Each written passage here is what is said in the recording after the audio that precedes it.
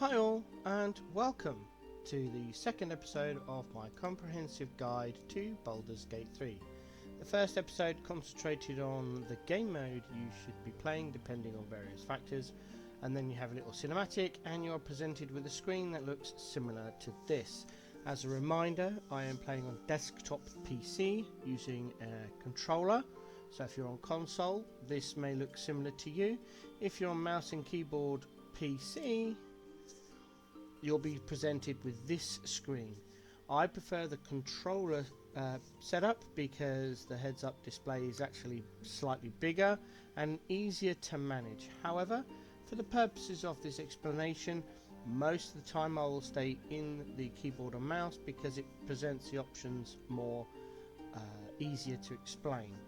So this is the startup. You've got the origin characters there. It gives you 7 origin characters. If this is your first start playthrough, ignore the origin characters, all 7 of them. 6 there are companions, and then you've got a specific story called the Dark Urge. That is by far an expert level character playthrough. I suggest you do at least 2 runs of Baldur's Gate 3 all the way through to the end before attempting a Dark Urge run, unless you are getting exceptional help from others. On to the races then. There are 13 different races, and as you can see here we start with Elf, and then we got some racial features down here. Base speed, weapon training, which gives you different weapons, dark vision, which means you can see at dark, and fate ancestry, which means you have advantage on saving throws against being charmed, and you cannot be put to sleep. Having played the game extensively, this one is not worth it. This one is very handy, but there are races or ways you can get this in the game. You don't have to get that by race. Elves are the only race that starts with a longbow proficiency as standard, but again that can easily get around, and the extra movement per turn, unless you're on honor mode, don't worry about it. So in my opinion, all of the racial benefits of being an elf aren't that great because they can get by quite easily or be ignored. If you're playing on balanced, you could ignore all of them. Tactician, maybe Fey Ancestry might be better. Honor mode, I'm not going to be discussing honor mode too much during this guide. I'm concentrating on the 2 main ones, which are balanced and tactician. If you have chosen the harder route of going through explorer, you play half elf. It's that simple. If you're an explorer, your racial choice is half elf, to make up for the fact that you can't multiclass. If you're playing the harder difficulty game mode of explorer but want to make it slightly easier on you, play half elf. That's my only comment regarding explorer. Let's get back to the beginning. So you've got half elf here, and then you've got your sub races. High elf gives you firebolt.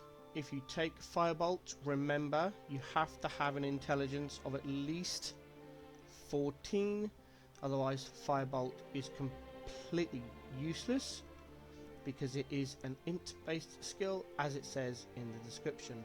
A lot of people make the mistakes of not reading when they're choosing their skills, so they choose firebolt because they love the ignis part of the cantrip, and then run around with an intelligence of 8 and wonder why it doesn't do anything. Well, that's because you roll an attack with spells in Baldur's Gate 3, which requires your ability modifier to be high. So if you have an intelligence of 8, you have an ability modifier of -1. That's -1 to attack with int-based spells and cantrips. This is also why Shadowheart is completely useless when using Firebolt, because her intelligence is low. She is a wisdom-based character. Try using Sacred Flame as a, advice. And you've also got Wood Elf, which gives you even more movement speed, but as discussed, it's not worth it. You can change your cantrip here, there's quite a few. If you do go High Elf, take Friends. It's there. It'll make your game a lot easier. You don't need a high intelligence really for it. There are ways of getting around a low intelligence character. Watch any one of my playthroughs. It shows you exactly how to get high intelligence, even though your character starts with intelligence 8. So that high elf, tieflings. I don't play tieflings. They're quite complicated, and it has a massive effect on your interactions with the game. In my opinion, it is one of the worst. Oh, let's do that, shall we? Let's start off with the worst possible races you can play as your first character on your first playthrough. Okay, here we go. In bottom then, Dragonborn. Their racial feature sucks. It's that simple. Most people have a negative reaction to you in story mode. So yeah, that's it. Dragonborn are not worth it in any way, shape or form. Half Orc, unless you're playing melee as your main character, which I don't suggest you do, Half Orcs are useless. They're all about being melee, and melee classes have a hard time about it. If you need more information, just watch one of my playthroughs, you'll see why. What's next? Probably humans. Humans' racial ability is they get more skills to be proficient in, and they get more carrying capacity. Both of these are easily overcome with a well-balanced party, and gain things you can sort out with your carrying capacity. They also get weapon efficiencies, which again is not worth it. So humans are out. Again, this is all my personal opinion based on about 2,000 hours worth of play. Halflings are okay. They get this advantage on being frightened, which if you're frightened you can't move. There's ways around it, and unless you're playing a melee character, not moving is not an issue because you're ranged or spell user, so and this lucky thing, yeah, it's alright. You get, I think it's 3. I think you get 3 rolls per long rest, but and then you've got your sub-racial features as well, so you get advantage on stealth checks, which are easily overcome, and you get advantage on saving throw against poison. There's not that much poison in the game, so it's not. Plus, you get reduced movement. So these, in my opinion, I'm going to stop saying my opinion. You know, it's my opinion. Are not worth the trade-off. Gnomes can be okay. You get advantage on intelligence, wisdom, and charisma saving throws, which is quite handy. You also then get dark vision as a rock gnome, plus proficiency in history checks, which if you're playing a story character, it could be quite good. Forest gnomes get speak with animals, but there's a class that can do that anyway, and you get more dark vision, so I'd advise forest gnome. Deep gnomes are quite good, advantage on stealth checks, and you get 24 meters dark vision. Dark vision allows you to see in the dark longer, so if you're playing a ranged character, this is quite nice. So if you're going to play a gnome, I would suggest deep gnome because of these two, and then play some sort of stealth archer class. Half elves can be quite good. They get the Fey ancestry, but again, balanced, not worth it really. Dark vision only 12. You get all these proficiencies: spikes, spears, pikes, and halberds, and glaives. Just take fighter in your mix-up, and you get better stuff. Yeah. And then you get, as a high half elf, you can get a cantrip, which again you can change. Wood elves just get move faster, it's not worth it, and drow gets dancing lights cantrip, but drows can be quite good to play. They have an interesting interaction with some of the other denizens of Baldur's Gate 3, so there's no disadvantage to playing a drow half elf. Githyanki are at one of the top tier starting races, absolutely top tier.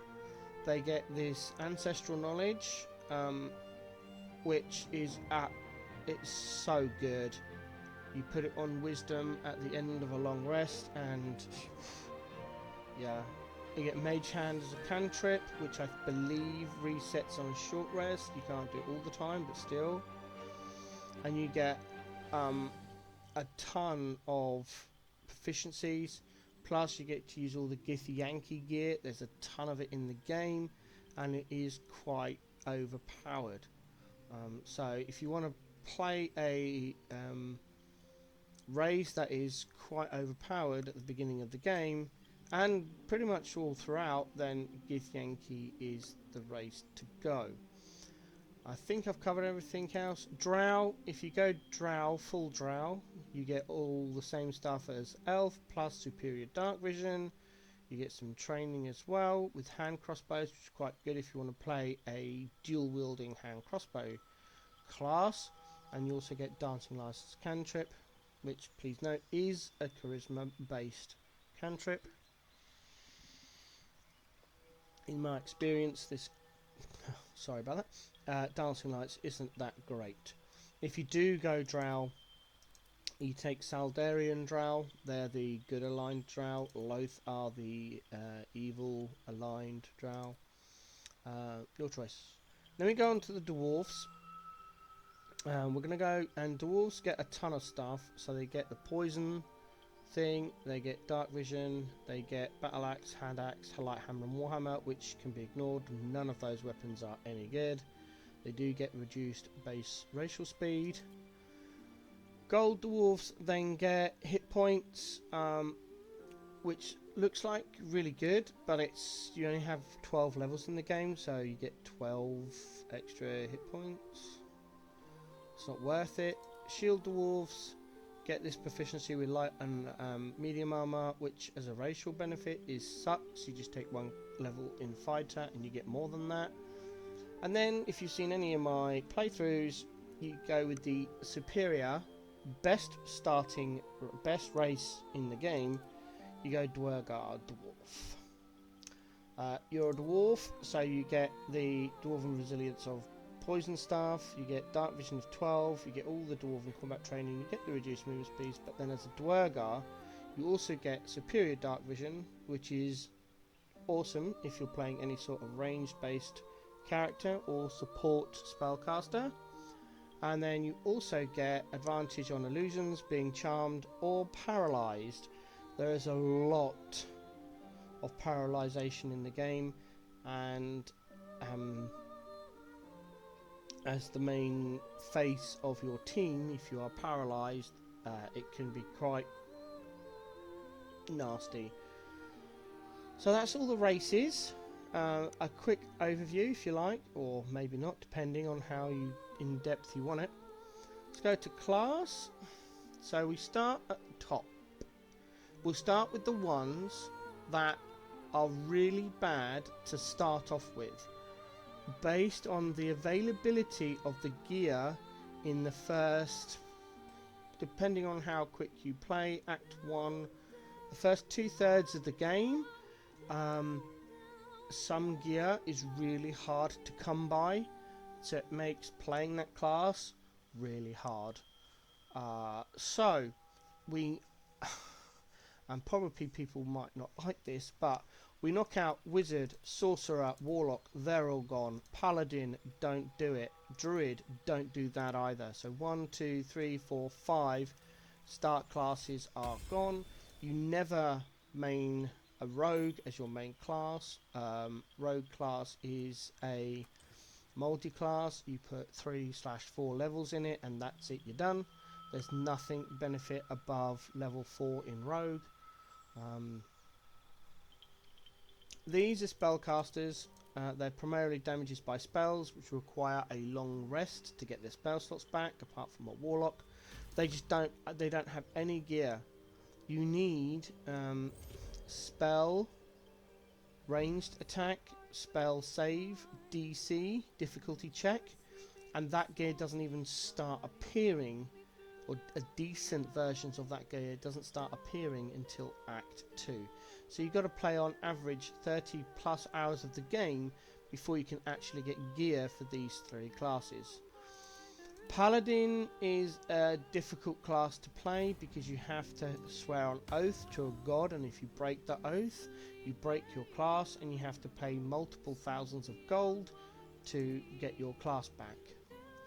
Druid has the same problem as the spellcasters here, lack of gear.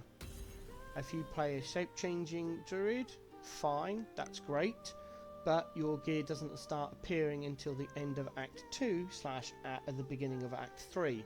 So again, you're this uber powerful shape-changing druid backed up with some spells. Spells only come back on a long rest. Your shape change abilities come back on a short rest. You only get 2 of those in each long rest. You have no gear.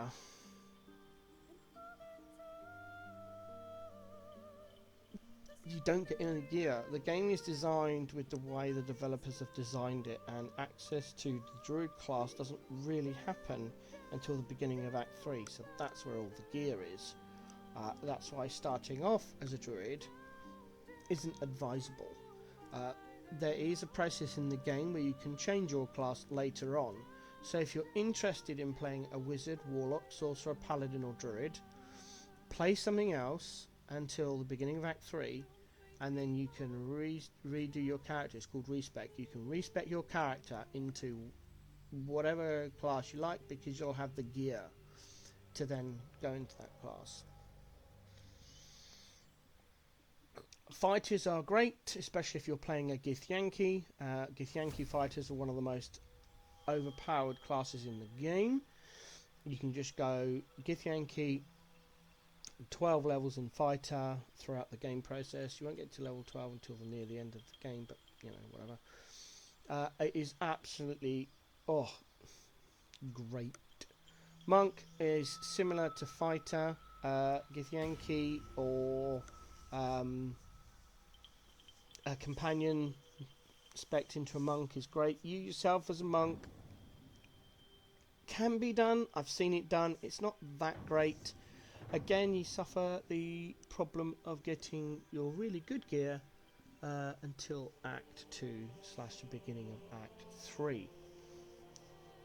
Rangers are absolutely great as long as you do not take the Beast Tamer one. You get, is it this one? Yeah, favoured enemy, Natural Explorer, Beast Tamer. Don't take that. You summon your beast and all of the citizens in Baldur's Gate 3 run away. You can't talk to them. Screws up your game. So yeah, don't take that one. Other than that, you should be okay with pretty much any other ranger class. Barbarians are really good, but a lot of people make the mistake of putting armor on them. Don't put armor on them, you will break your class. There are 4 sets of armor in the game. One is called cloth, which is not really an armor type but doesn't have armor. Light armor and medium armor. If you're in light armor and medium armor, you lose some of your defensive capabilities as a barb. If you use heavy armor, you've broken your barbarian completely. Why aren't you playing a fighter? So you need the cloth armor and any other item that doesn't say armor on it, which again doesn't really start appearing until the late stages of Act 1 and then through Act 2. Bard is the best class in the game. From a story point of view, you take, or you do, my preferred build is going Dwarven Dwergar. You put 1 level into Ranger to start the game to get overpowered gear, and then you hit level 2 and you go Bard up to level 4 and you respec into full Bard. Watch one of my playthroughs on my YouTube and you'll see how it's all done. And then you multi-class and you become so overpowered. Clerics can be good. There are multiple domains here. Life is healing. Light I've never played. Trickery, apparently I've seen people play Trickery. It's not that great. It's one of the worst ones. Knowledge can be quite fun to play. You have all these control spells which are quite good. Nature, if you play a nature cleric, why aren't you playing a druid? Tempest Domain is the go-between between cleric and wizard. It's half cleric and half wizard, all wrapped into one. It's quite fun to play. The gist is you cast a spell called Create Water, make everything wet, and then you do thunder or lightning spells on top of that, and you're dealing double damage. If you're playing a spellcaster, you only get one spell per turn, and your spells only come back at long rest, which is why I don't play them until like Act 2, when they've got quite a lot of spell slots. Or alternatively, you can go cleric and do what most people do and go war domain cleric, because eventually you'll get a really nice spell called Spirits of the Guardian, and yeah, you can do quite a lot of damage. Depending on the class, you get extra choices to make. I'll leave you to figure those out. I'm not going to go every single one because that make this video several hours long, and we don't want to be doing that. So that's an overview of the races and all of the classes there. Each class has the ability to, at certain levels, 3 different subclasses. I will heavily suggest you look around on the internet to see what's around. For example, on the rogue, you get to level 3 and your 3 choices are Thief, Arcane Trickster and Assassin. Arcane Trickster is the spell one. Now if you're playing on mouse and keyboard, when you get to the subclass, which is generally around level 3, it will default to one particular subclass. Be aware that you can change the subclass. It will appear on this side like this when you level up. Just remember to click on it and change it, because if you don't, you'll be stuck and it'll cost you 100 gold to respec. Because in my opinion, it's a bad design. It's another reason why I use controller, because on controller it forces you to confirm your subclass. On mouse and keyboard, there's no confirmation. I've seen a lot of people play BG3 for the first time mess up their entire party because they didn't realise that you could change the subclass, and they're playing and it's extremely hard because they've chosen a subclass is actually really bad. So just be aware. So yeah, that's the classes. We're going to jump into backgrounds now. There is, of course, personal preference in how you want to do this. If you are playing a good playthrough though, you go folk hero. No discussion. It's job done. You're a champion of the common people, challenging tyrants and monsters to protect the helpless. Saving innocents in imminent danger will make your legend grow. You also get access to animal handling, which is completely pointless. But you also get survival, which allows you to find secret treasure on a successful check. The main reason for going folk hero is because you've got this system in the game called inspiration points. Every time you do a deed that reflects your background, you get a point, up to a maximum of 4. You can earn more inspiration points, but you won't get any more. So if you're on 4 and you get another inspiration point, you're still on 4. The idea is you can kind of keep a running track somewhere of how many inspiration points you're on and make sure you're using them. I like to stay on about 2, because the way I play, I generally hand in 3 or 4 quests at the same time and get 2 to 3 inspiration points, which means that then I know I'm back up to 4 and I can quite use them thoroughly. I've played Acolyte, I've done Sage, I've done Soldier, and I've done Outlander. So I've done 1, 2, 3, 4 and 5 out of the 13. They each, these 3 average 5 to 10 inspiration points per act. This one averages 2 to 5. This one averages 10 plus per act. I think on my main playthrough I'm up to about 30 or 40 earned inspiration points. That shows up in the journal. So yeah, Folk Heroes just... If you want to make the game harder, choose another one. Unless you're playing a non-good playthrough, and then I suggest you either go for Criminal or Charlatan. They're the best two, one of those two for that. Then you get down to your ability points. If we clear it off, you can see here you start with 8 points in each stat. You've also got a +2 to assign, a +1 to assign. You get 27 points left over. If we start putting points into a stat, let's start with strength. You can see as you put it up by 1, it goes down by 1, get up to 10, still going up by 1, down by 1, 1, 1, 1, 1. There you go. When you get to 14, it costs you 2 points. 15 is another 2. And you can't go above 15 without putting one of your points into it. So if we put +1 in there, it'll go to 16, but you can't put anything else in there. You can only go up to 15 in a stat without putting anything else in there. You can put a +2 in there, which will make it 17, and that is the best you can get. However, Baldur's Gate 3 is built on the Dungeons and Dragons system, which means any odd number is completely pointless.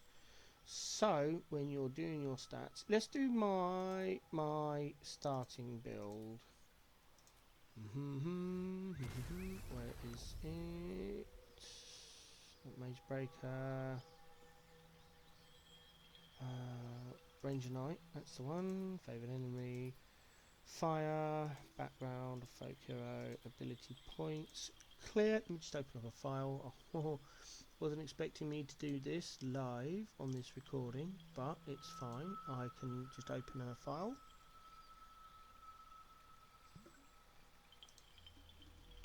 So for me, because I play a ranged ranger, I want strength in 10.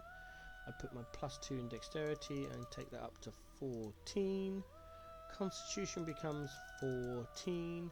I know that I can get an item to alter my intellect quite quickly in the game.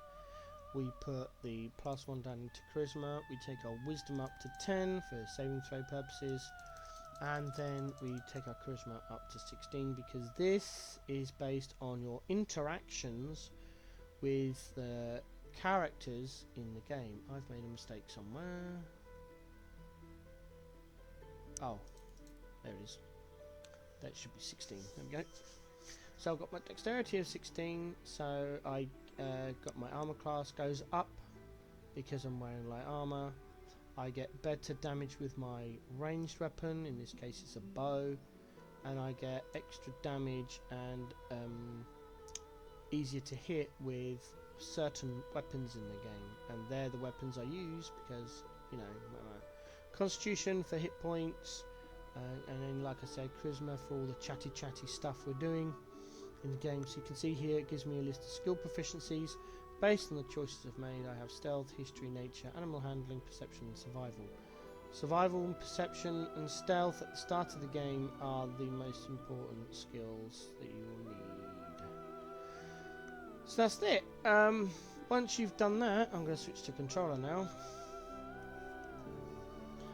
I don't need to do anything because this will all just go through and confirm everything. Just to make sure I got that right. No, I did get it wrong. What's that one? Keeper of the Veil. And then here, you see how I didn't get to this section on mouse and keyboard? I completely missed it, but on controller, it allows you, it forces you to check what you're doing. So based on the choices I've made, I've got 3 proficiencies to take, and we actually want stealth, insight and perception. And then you can have fun with your appearance. I'm not going to go into too much details here because this is all personal preference and can take a long time. But that is the overview of the class and race and class, etc. How to build your character, and I'll state this once more, in my opinion, the best starting race, Dwarf Dwergar, and there's best starting class Ranger, and the way to build this character to give yourself an absolutely awesome start to Baldur's Gate 3. Next episode, episode 3, we'll focus on some other things. Hope you enjoyed this video, hope you found it helpful. I'm live most days, IRL depending, every day with a Baldur's Gate 3 playthrough. I'm currently very near the end on the current playthrough, and then I'll have a couple of weeks rest where I play a different game, and I'll be back with a brand new playthrough and going through basically as a guide walkthrough rather than just speeding through everything. I will show you everything. I'll show you all the choices, all the cinematics. Nothing will be skipped, everything will be explained. It will be quite a long one because I'm explaining things as I'm going. So if that interests you, give me a sub. I'm a carer for disabled family. My channel cannot be monetized because it will interfere with our state funding. So yeah, that's how it is. Thanks very much.